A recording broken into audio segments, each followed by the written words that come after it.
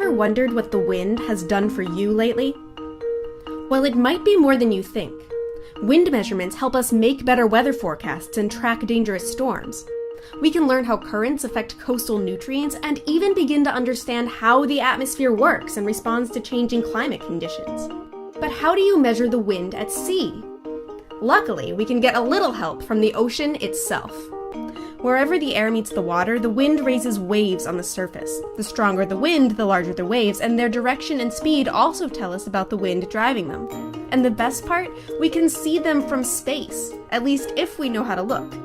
That's where scatterometry comes in. Scatterometry is a technique for measuring the size and shape of objects by watching how light waves reflect or scatter off of them. Looking at the Earth from space, a scatterometer uses radar to send pulses of light down to the surface and measures how much bounces back. To study ocean winds, we use a very specific kind of light, microwaves.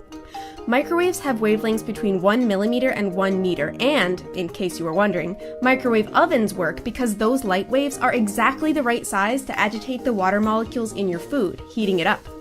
They're also exactly the right size to tell us about wind-driven ocean waves. The spacing between the waves and the wavelength of the radar are similar, which causes a resonance effect and makes it easier to measure. If the ocean is calm and there aren't any waves, most of the light will bounce right off of it, and none of it will be reflected backwards where the spacecraft can measure it. As the wind rises, though, the waves get taller, and some of it will bounce back in a pattern that's picked up by the detector. That pattern depends on the height and orientation of the wave, so we can use it to figure out the wind speed and direction that caused the waves in the first place. RapidScat is a scatterometer that will be installed on the International Space Station later this year. Hitching a ride with the SpaceX Dragon mission and sharing power, communications, and a stable platform with ISS, this plucky instrument has a knack for making the most of any situation. And this partnership opens some pretty exciting prospects. Other scatterometers pass over a point on the surface at roughly the same time every day. ISS travels in a completely different orbit, which means that RapidScat will be able to measure the wind at different times. That's really important when you're trying to understand how heating from the sun can affect winds and cloud formation from hour to hour. And it also means we can more accurately track tropical storms that might develop into dangerous hurricanes.